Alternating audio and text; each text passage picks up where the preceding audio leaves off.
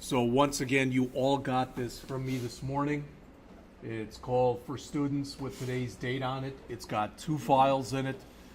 The first one is just a starter file, and we're going to use that because we're going to build a form right now as a class. And the other one has got all 50 of the states in there, so you don't have to type in all 50 states. All right, so it was just designed to give you a little bit of assistance, hopefully. And just so you see it, I don't know why, but I saw some commercial or something yesterday for Christmas. So I gave it a Christmas theme. Maybe that's a little weird, but this is the form that we're going to be building. All right. It's kind of stupid, but I tried to put in as many of the things that are in forms as I could think of. All right. So, please use this form to contact Rankin Technical College. You're probably not going to tell them your favorite color, but I wanted to put it in there so you could see, the color thing that's available. And, they probably could care less about your favorite URL, but this is what we're going to build. You won't have to turn it in, but I can guarantee you when you take your next hands-on test, you will have to build at least a semi-sophisticated form. So this should help you with ideally at least, with any problems that you might have doing it. Does that make sense? All right. So I'm going to literally start where you're starting. So I'm going to grab this, right mouse click on it, save link as. I'm going to save it to the desktop. I don't think I have any by that name. All right, so there's that. I'm going to right mouse click on it. There it is. And choose extract all so I can put it out there. And again, I don't know what's in there, but well, I guess I got it in there twice. That's nice. We've got this, which has got all the states in it, as I mentioned. And we've got this index.html file, which that's all that's in it right now.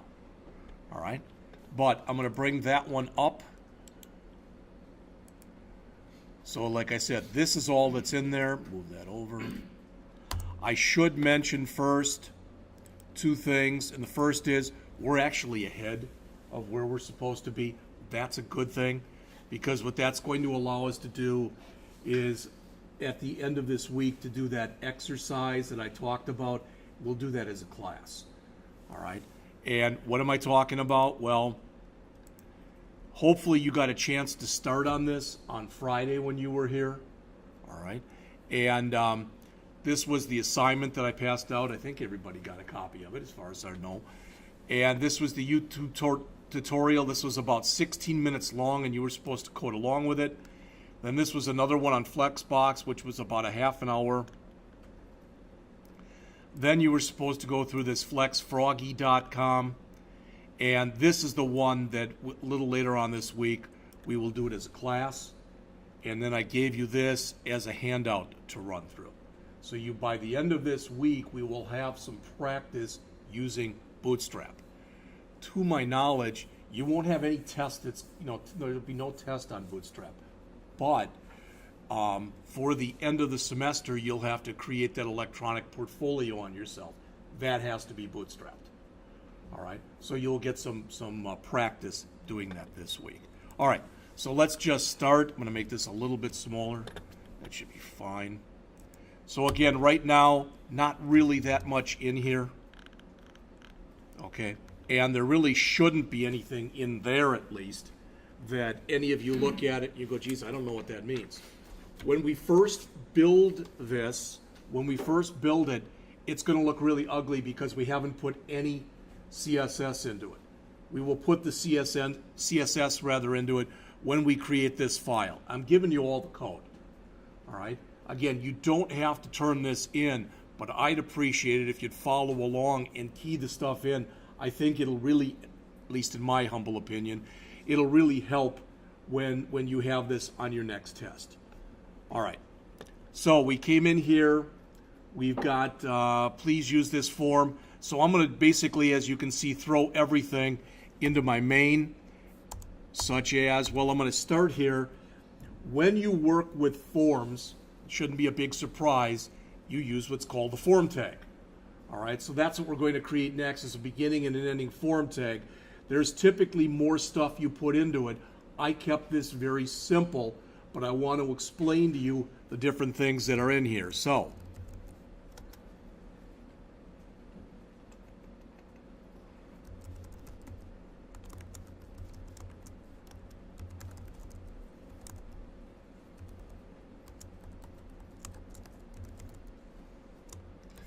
now, I'm not going to run this now, but if I did, it would look exactly the same because all I have in here is an empty form tag. Does that make sense to everybody? You know, there really isn't any content that I put in it yet. But what I'm going to do is I'm going to put some stuff in, then I'm going to run it, then I'm going to put some more stuff in, then I'm going to run it, okay? Now, what I want to mention, though, is virtually 100% of the time when you've got this method, it's going to say either post or it's going to say get. All right? So what's the difference between post and get? There are a few. There's two major differences. Normally, if you're going to ask the user for some information and basically you're going to get it, that you're going to, you know, for example, if this was an online form and, you know, maybe it would be going to the server at Rankin Technical College, and the user would get a message back, thank you for your input, we will get back to you shortly. Something like that. But whenever you're getting input from a user, almost always you set the type to post. And the reason that you do that is when you set the type to post, that information that you provide on the form that we're creating right now, is not going to be shown up in the address bar up at the top of the screen. If you use get, on the other hand, it shows that information up at the top of the screen. So it's really important if you're going to ask the user for any kind of information that's considered to be personal, virtually 100% of the time you use post. So if you're asking the user for a password, a credit card number, even an email address today, all right, a social security number, anything that could be considered personal, okay? Now maybe you've heard this because it's happened in the last few weeks, but I think it was Equifax was hacked, all right? And literally millions of people, and this is worse than it normally has been, because not only were there people's names, phone numbers, etc., but there were social security numbers, there were bank statements, there were all sorts of things. You know, and they were even saying that with some people, it could take up to 5 years for them to clear their names. All right. You know, it's interesting. Maybe you've seen those commercials on TV for companies like LifeLock, and they offer a service for, you know, every month, and it's for a fee. But if you ever get hacked, they'll provide up to $1 million worth of coverage for you. And believe me, I think about doing that. The good news is I'm married to a woman who is like unbelievably old-fashioned, will not do anything as far as paying a bill online. Just refuses to do so, and gets mad whenever I claim I'm going to do it. So basically, we're still the old people in Walmart who use checks. All right, and people at Walmart, if you don't know that, when you use checks, they hate you because it takes way too long. All right, okay. So the other thing is the action. And notice on there I've got action equals, this is just normally read as hashtag, all right, £, whatever you want to say. What that means right there is stay on the page you're at. So that hashtag means stay on the page you're at. Normally you're going to see something like this.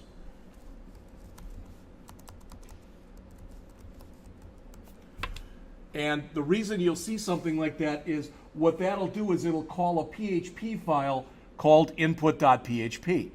But normally, when you've got an action equal, what that'll do is it'll take your information on the form and it'll send it out to a server someplace so that it can be acted upon. And it could be something as simple as just grabbing your information and putting it into a database.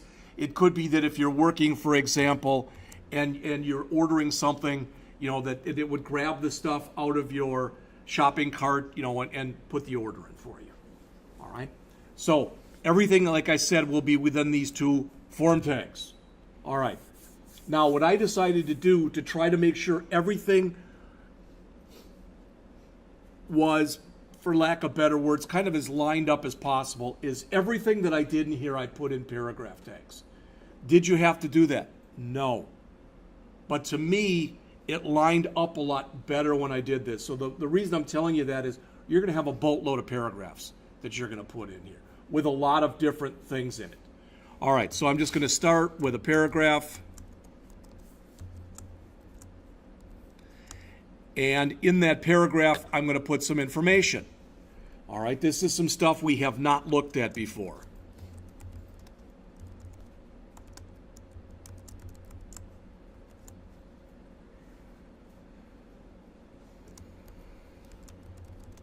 Oops.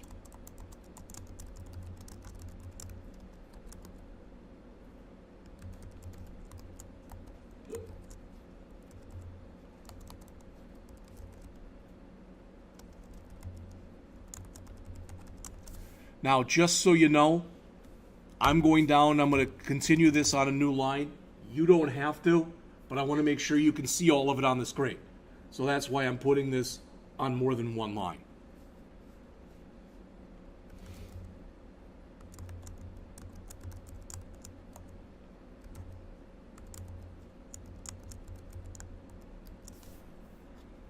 All right, I'll give you a second to put that in.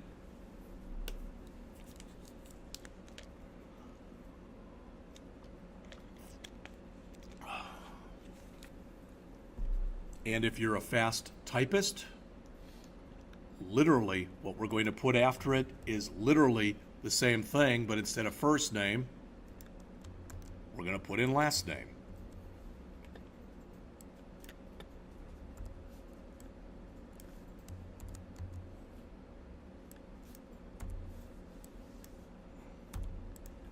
All right, so that's what I've got in so far.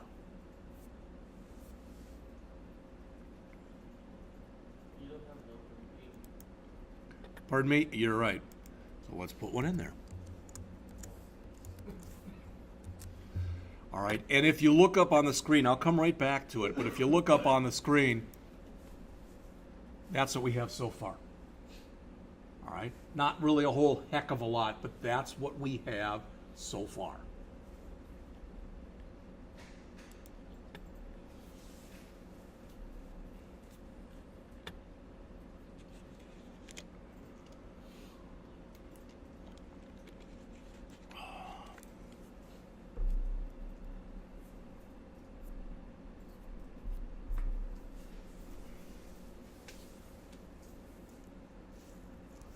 Those of you who consider yourselves to be slow typists, I would recommend getting faster. All right, you might want to go online. There are free tutorials out there. Mavis Beacon has got a free typing tutorial out there. It's very well done, and there are other ones. I have a second-year student who is an unbelievably slow typist. And I've tried to get him to get faster, but for whatever reason, it doesn't seem to work. All right, so let's take a look at what's in here. Since they're the same, other than one says last name and one first name, one says last name, I'm just going to go over this one. All right, this tag, this thing right here, this is called an attribute. It's the label tag, it's the for attribute, and its value is LName. Does that make sense? Now, what this for does, I just want to show it to you, is if I come up here and if I click on the label itself, watch what happens to my mouse. Is that pretty obvious what happened? You don't have to do that. You don't have to say for equals, but it's considered good programming practice today to do that. Because what it's saying is this label that says last name is going to be used for this down here. This label that's called F name up here is going to be used for this, okay? So the label is, for lack of better words, it's like a heading. Does that make sense? All right. And this, we're going to look at different input types, but we're saying it's text, its name is LName, and its ID is LName. Now you might say, well, why do you have two things there that both say LName? When we get a little further on and we're in the JavaScript part of the class, all right, when we are in there, we're going to grab things like this ID and we're going to use something that's called get element by ID. And when you do that, for instance, if I wanted this one, I'd be putting in here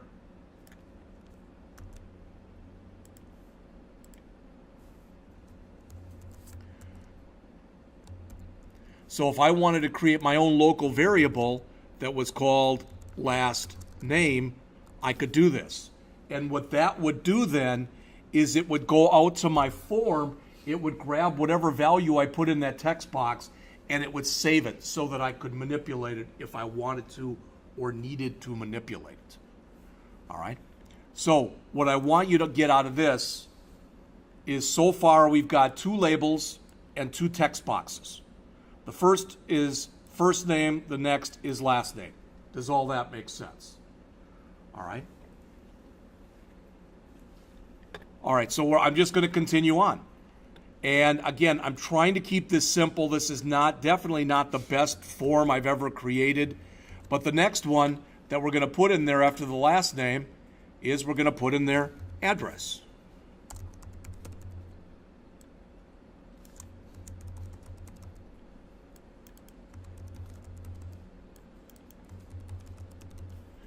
And I'll follow address immediately. After address, okay, I'm going to put in city.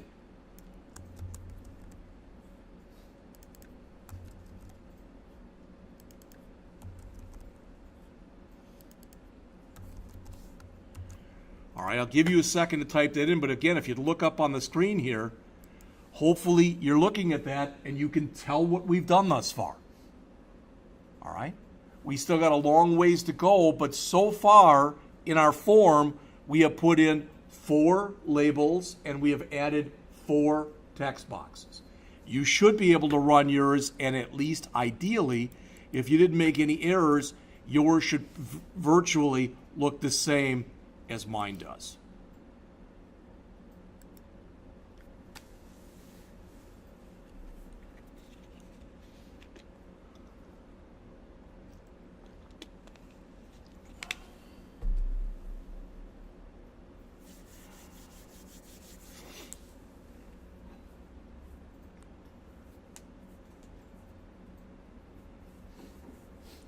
Again, it's not lined up if you've run it because we haven't added any CSS yet. We will do that later.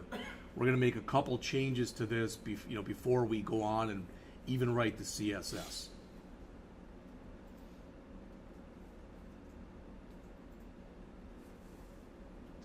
Everybody have that? All right, so the next thing we want to do, and please don't type it in yet because I'm going to change it, but I'm going to grab this. All right, I'm going to come in here, and the next one's going to be state. But, like I said, this is not... I don't need any of this stuff. All I want is a label right now in there for state. So again, if you look, so now I'm up to here. Now, did I not save? Why did that not work? Because I did not save. So now I've got those, and I've got state, but I haven't written anything for state yet. Now what you need to do is to go to the file one of the files that I sent you, and open up from there the thing that's called states.txt. Unless you feel like typing in 56 lines of code by yourself, which you probably don't. All right, so I'm going to do a Control A, Control C, and in fact, I guess I even had the label in there. So, and the paragraph tag. So I'm going to go I'm going to go back to here and just remove all that and just paste. Now it's going to be probably a little bit off. So I've got to come back in here, tab this over a few times.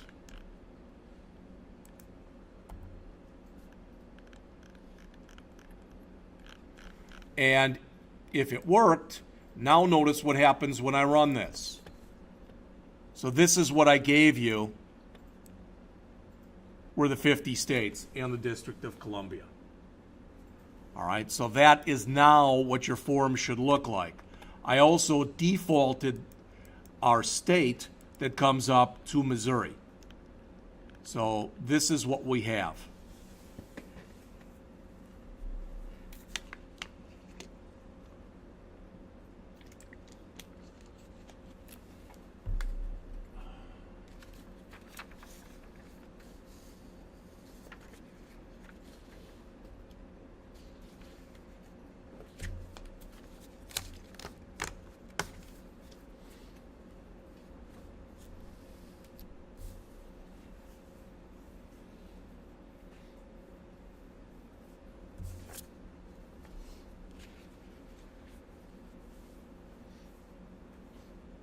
that make sense to everybody, what we were doing? All right. If you go down all the way to Missouri, and you notice, if you look there, I've got the word selected. That means that's the one that you want to come up by default. All right. If I wouldn't have chosen that, Alabama would have come up because it's the first one in the list. All right. But since I figured we're doing it for Rankin, it would make the most sense to make that Missouri. All right. And I do want you to realize as we start to look through this, because this one is different. We still have the label.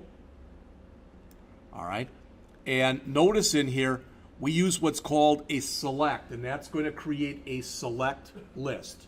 In other words, it's a list of things we can select from. All right. And inside of that select list, we've got our different options. Now, where it says value, notice that it says for value, it's got AL, and for here, it's got Alabama. This is referred to as the value. This is referred to as the text. The text is what you, the user, sees. The value is what gets saved. So if I was going to be saving all this stuff, and I was going to be, let's say that there were thousands of people filling this out, it takes much less room to save AL as opposed to the word Alabama. All right, and I put the actual state in there instead of the state abbreviation for two reasons. One, to show you that you can do it, and two, because probably not everybody in the world understands every single state abbreviation. All right. So what we have in here again right now is we have now put in 1, 2, 3, 4, 5 labels. 1, 2, 3, 4 text boxes, and 1, typically that's referred to as a select list or a drop-down list. And you'll notice that if I want to change this to Wisconsin, boom, that's all I have to do. All right? Now, nothing magical is going to happen, just so you know. Even when we're all done with this, nothing magical is going to happen when we get done with this, because since we put in there action equals, we put that hashtag, it's not going anywhere. So we're not going to get any special information. We're not going to get a message back from the user. All I wanted to do was have you build a form. All right, we're going to build a couple more fields and then we'll take a break. All right. All right, so let's go back. I'm going to go back. All right. And the next thing I want to put in here is I want to put in a zip code. All right. Well, I've already got this. It's kind of like the city, but it'll be a little different. You'll see this in a minute, but I'm going to grab that just because I don't like to keep typing if I don't have to. So, but the next thing I'm going to put in here is I just called it zip, but what I'm going to show on here is zip code. And this will say zip. And this will say zip. All right? And we're going to add a little bit more to it in just a moment. But that's the next thing. Does everybody understand the label, this 4 that's right here, must be the same as what's in here? Does that make sense? All right. Now again, if you look at it, it really and truly doesn't look very nice, but you can see it's filling up, for lack of better words. All right? So we've got the zip code. Now, I'm gonna push you off, and if you've got a second, and if you don't mind doing so, I'd like you to bring up a browser window, and in there I'd like you to type in HTML5 pattern.com. And if you can't read from up there, make it bigger for you.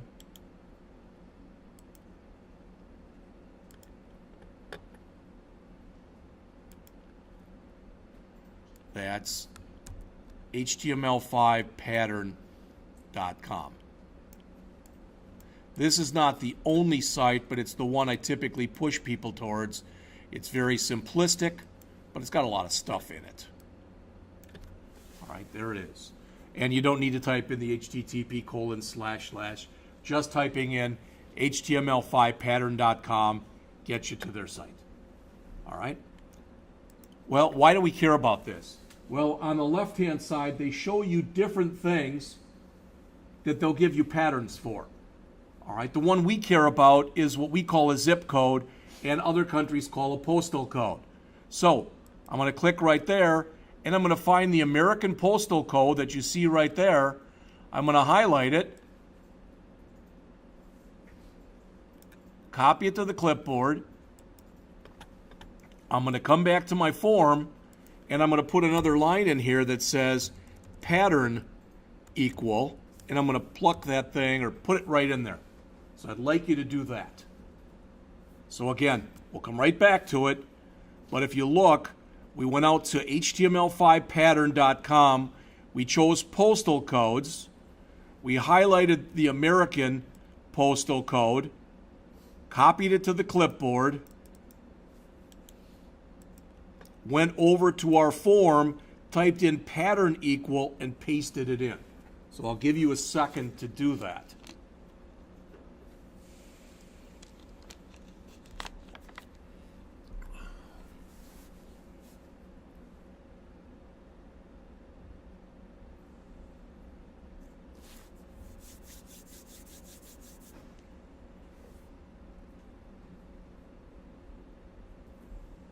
In English, what this says is, I want 5 digits. That's the \D5. This is what's called a regular expression pattern. You're going to see it in the chapter. All right, so I want 5 digits, and I can optionally, if I want to, put in a hyphen and 4 more digits. Most people know that you put in your zip code as either 5 numbers or as 5 numbers followed by a hyphen, followed by 4 more numbers. Does that make sense? So we're saying we want it to be one of these 2 patterns. And putting that in the parens like this, these parens, all right, that says this is optional. The outer parens are just used as delimiters. They're holders. And there's other ways this could have been written also. All right, we'll talk about that when we get to looking at it in the chapter. What I want to show you, though, is this. I'm going to save it, and I'm going to run this. This is the first time I'm going to put in garbage in here. All right? Now, I don't have a button here that says submit, but if I did, it would have come back and told me I've got an illegal pattern in there. Does that make sense? Yes. Why do we want only U.S.? For now it's for Rankin, so that's why I made it U.S. We could, if we wanted to, try to, you're going to write a really long thing if you try to do it for postal codes for the entire world. All right, but you could do that, yeah. In fact, that's probably, what Amazon does is they check your country, and then they've got some code in there that does the postal code for the country that you're in. All right. All right, just 2 or 3 more fields, and then we'll take a break. So I want to get this part of it done. So the next thing that we want in here is we want an email address. All right, I'm gonna steal what I just did, and I'm gonna paste it in. All right, but this time instead of zip, I'm gonna just put in email, and we could put in email address. Let's just call it email because that's what most people refer to it as anyway. Email and email. Of course, that won't be the right pattern. All right, everybody got that? That won't be the right pattern because that's for a zip code. However, if we go back to our HTML5 pattern site that we were just at, you'll notice that they have emails. And look what it says. Please do not use a pattern for email validation, because there's so many different ways that you can do emails. And you're like, okay, but that's fine, but I want something in there. All right, well, I can come in here and I can type in email, regular, expression. All right, and let the system go and look for something for us. Check, expression. Oh, well, look, here's one. Now, that's pretty ugly. But I'm going to grab that one because it's going to give me a chance to So all I did was I Googled email regular expression. That's it. So you can do the same. Google email regular expression. You should get exactly what I have here. And if you scroll down a bit, you're going to get this pattern that's right here. I'm going to grab that pattern, again, copy it to the clipboard, and paste it in. Now that's going to be pretty long, but that's okay. All right. Did that make sense, what I just asked you to do? It's not going to look really all that great, but still, now I've got another field on here that's email. We're going to put in our favorite URL, our favorite color, our birth date, then we're taking a break.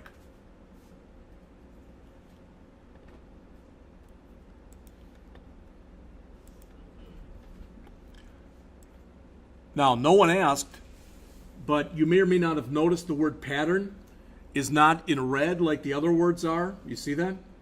That's something new for HTML5 that's not supported by all browsers.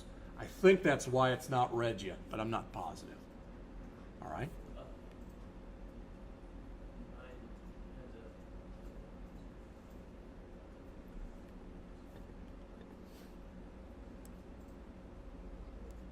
Now, you remember this pattern we just looked at right there? That one? Okay? For whatever reason, the author, or the person who wrote HTML5 patterns, used as a delimiter up here, they used a parenthesis and a parenthesis. Does that make sense? They used two parentheses. Why do they do that? I don't know. Because they did? Okay? A lot of times, rather than parentheses there, you will see forward slashes instead of parentheses. That would work also. Just so you know that. All right? I'm just, like I said, what I'm trying to do here is I'm trying to introduce you to a lot of things that you're going to see. All right?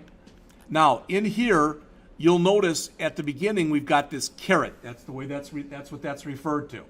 And that's shift and the number 6. And at the end, you've got a $sign. So can everybody see the caret at the beginning and the $sign at the end? The caret means starts with. The $sign means ends with. Okay? Now, if you say that's all fine and dandy, I'm never going to remember all that garbage. All right? I'm going to show you the site that I use for this stuff. You don't have to use it, but it's the one I use. And it's ugly, but it's a very well done site.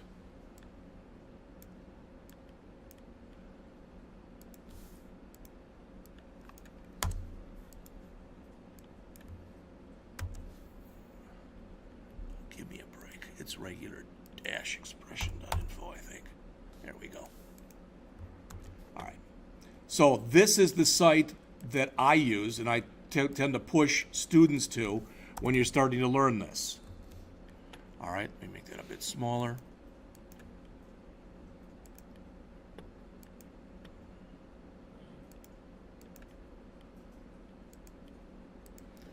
It's regular-expressions.info. All right? There are millions of sites out there that can help you learn about how to use regular expressions. But this is one of the better ones that I found. Like I said, it's kind of ugly, but they break it down. There's tutorials, there's all sorts of stuff. When we get into JavaScript, you'll notice on the languages, there's JavaScript. All right, so there's a lot. It works with databases.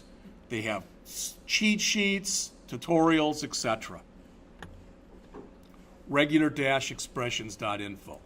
And what this is saying in many ways is what you think it would, is I can have either lowercase letters or uppercase letters or numbers or underscores, all right? Or I can have a slash, or I can have a period, and I can have one or more of those, all right? Followed by an @ sign, followed by the same kind of thing that we just looked at, all right? and there has to be between 2 and 5 things, 2 and 5 of these after the @ sign. So we're looking for some numbers, letters, or digits, followed by an @ sign, followed by 2 to 5 numbers, letters, or digits. Now that's about as simplistic of an email validation as you can make, but it is an email validation. All right, so let's finish this up quick. I'm going to again copy from here. Paste this in, and I'm going to call this URL.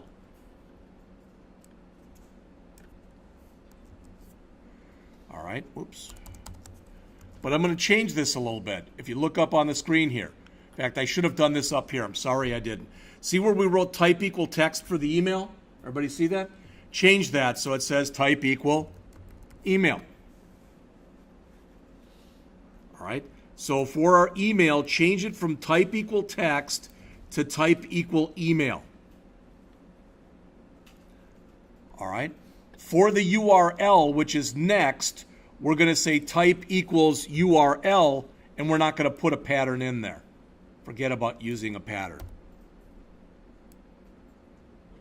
Of course, we'll change this to URL, and we'll change this to URL.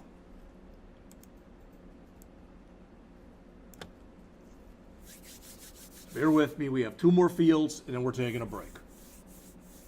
All right.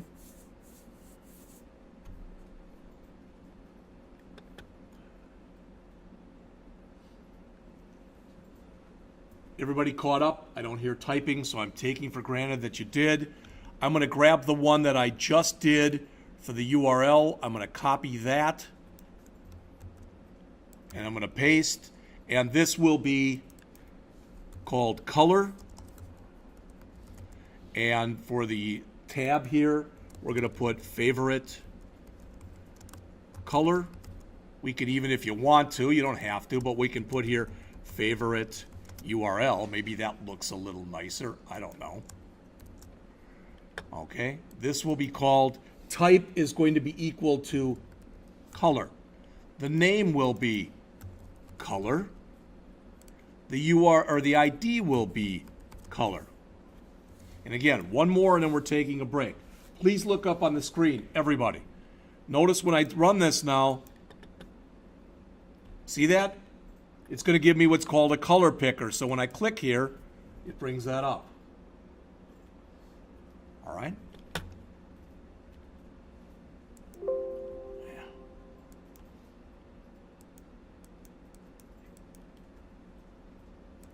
So we're up to here. And the last thing that we're going to put in before we take the break, all right, is we're going to come in and I'm going to, again, copy. Doesn't matter which one I copy, but I'll copy this one. I'm going to have to make a couple changes, of course, to it. All right. But what I want to put in here, I'm going to call this DOB for date of birth.